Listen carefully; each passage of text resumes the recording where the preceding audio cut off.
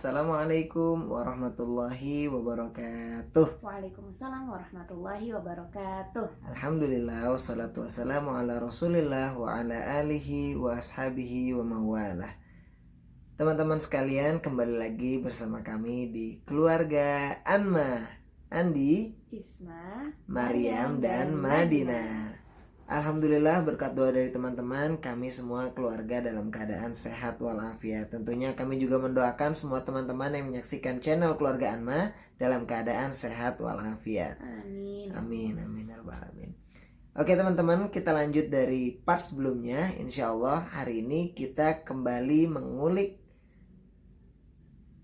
mengulik kisah perjalanan pendidikan Anem Isma. Yeay, gitu dong Bang. Oke, sebelumnya kan kita sudah banyak ngobrol ya Nem ya tentang bahwa Anem itu dari SD negeri, kemudian Baba masih negeri. Oh ini aku ya. Aku SD negeri ya.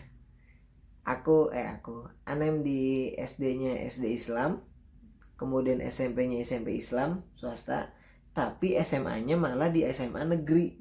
Saya lah sampai dengan kelas 3 SMA waktu itu berarti ya Nem ya. Nah terus dengar-dengar Anem Isma ini sempat juga kuliah di luar negeri teman-teman, dan lebih tepatnya di negeri Timur Tengah bukan ya Anem ya? Di Timur Tengah. Di Timur Tengah, artinya bahasanya berarti bahasa Arab. Sedangkan Anem Isma ini di SMA negeri itu ada pelajaran bahasa Arab gak sih Nem? Nggak ada ya.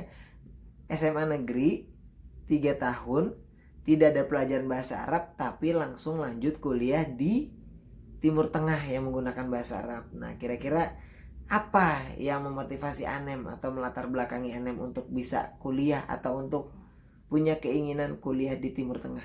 Silakan Nem. Oke, makasih Babang. Sebenarnya kalau cerita ini cerita yang lumayan panjang ya, tapi coba aku ringkas. Jadi tadi pertama karena aku udah tahu muyul aku kemana kan.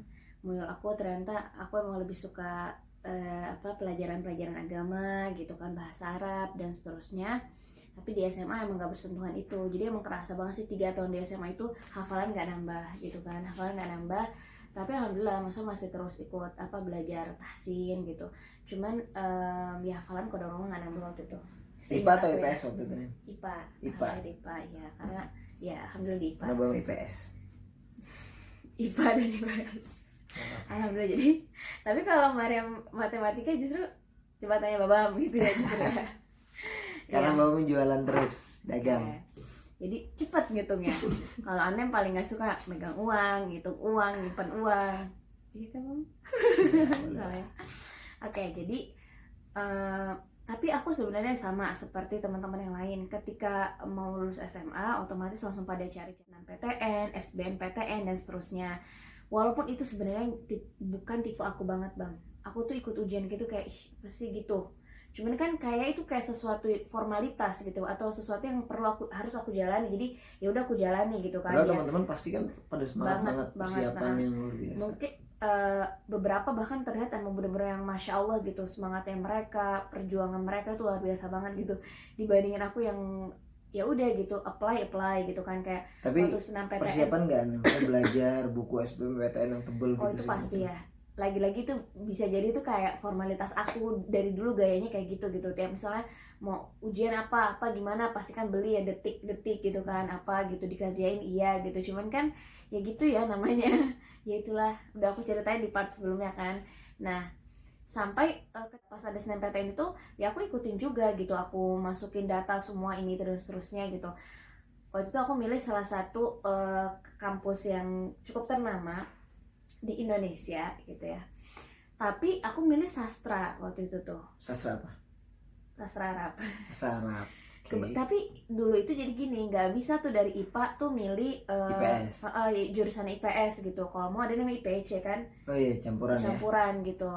Nah pokoknya tuh kayak serba nggak nyambung gitu deh yang aku lakukan gitu ya. Nah sampai akhirnya tuh kayak aku lupa momennya apa waktu itu, tapi ayah bunda kemudian nyaranin aku untuk sharing sama kakak gitu kan. Nah terus pas aku sharing sama kakak tuh dia nanya gitu, dan ini ini kayak aha momennya aku gitu. Kayak dia nanya kan, maksudnya kamu mau apa gitu ya, aku mau sastra Arab gitu, apa yang kamu kejar gitu kata dia. Aku baru ngeh gitu ya, apa yang kamu kejar. Pas setelah itu kayak aku langsung mikir, oh ya apa yang aku kejar ya dari ini aku mau sastra Arab. Aku inget banget dari dulu aku SMP itu, beberapa teman pergaulan aku tuh Bang adalah orang-orang usuluddin. Nah itu tuh tafsir hadis gitu ya, walaupun aku tuh nggak tahu tafsir tuh apa, hadis tuh apa, kayak mana tuh nggak ngerti gitu, ya. asing. Walaupun aku tuh tafsir Quran ya tahu, ayah sama bunda kan punya beberapa kitab tafsir tahu gitu, cuman ya nggak pernah tahu siapa itu imam-imam para mufassirin dan seterusnya. Waktu itu kakak tuh lagi di Mesir. Terus aku jawab kan, aku bilang aku mau jadi ahli tafsir, aku bilang gitu, aku mau paham Al-Quran, aku mau menghafalkan Al-Quran dan seterusnya gitu. Kalau itu tujuan kamu milih sastra, itu bukan jalurnya, itu bukan jalur yang tepat kata dia gitu ya. Kamu belajar sastra, kamu belajar peradaban bangsa tersebut ya, kamu belajar bahasanya tuh gak banyak. Satu penawaran dia yang dia bilang, kalau itu tujuan kamu berarti belajar bahasa Arab dulu yang benar kata dia gitu, yang fokus gitu belajar bahasa Arab, nggak belajar yang lain-lainnya gitu kan. Kalau sastra kan belajar budayanya dan lain sebagainya gitu kan. Fokus kamu belajar bahasa Arab, atau kamu kesini kata dia kayak gitu, kamu kesini belajar bahasa Arab di sini gitu. Ya siapa sih Bam yang nggak tertarik ditawarin ke luar negeri gitu kan. Akhirnya aku mikir gitu, dan ya istikharah juga ketika itu, istikharah. Alhamdulillah udah ngerti istikharah kan. Terus juga sharing sama ayah sama bunda gitu, terutama sih aku ngobrol ke bunda gitu. Terus kata bunda, ya kalau emang kamu sungguh-sungguh ya udah bismillah gitu. Ayah sama bunda alhamdulillah ketika itu ngizinin ya. Dan akhirnya aku berangkat ke Mesir ketika itu. Di situ tinggal sama kakak aku yang pertama, alhamdulillah beliau juga sudah berkeluarga, dan sama kakakku yang ketiga juga kita berangkat bareng untuk belajar bahasa Arab di Mesir gitu. Nah, belajar bahasa Arab selama 1 tahun. Kebayang nggak? Belajar bahasa Arab 1 tahun langsung sama orang Arab dari nol tuh ya. Dari nol. Aku ujian placement test dulu gitu loh Bang. Pas placement test aku jawabnya tuh ngarangnya sebisa aku gitu. Sampai kalau aku pikir ya, aku ingat banget waktu itu ada pertanyaan kan, semakin lembar berikutnya kayak semakin sulit gitu kan. Nah ada pertanyaan khobar mubtada. Yaudah aku tulisin apa yang aku ngerti aja. Mufradat itu apa? Kosakata. Apa sih aku tulis semua di situ, itu ngarang banget, ngarang abis. Padahal kan khobar tuh apa, mubtada tuh apa kan. Jadi tuh kalau aku balik sekali, dulu ngarang banget gitu. Pokoknya aku tulisin aja semua gitu. Sampai udah ditulis semua, waktu itu ada ujian masuknya. Di ujian masuk juga ada cerita yang kocak sih sebenarnya. Gimana tuh? Boleh nih ya, panjang kan nih jadinya. cerita ya. Jadi waktu itu ada salah satu ustazah itu nanya kayak gini, ma'aman anti fi Misr, dia bilang gitu. Ma'aman, dengan siapa kamu di Mesir gitu kan. Terus aku bilang kan ma'a ukhti.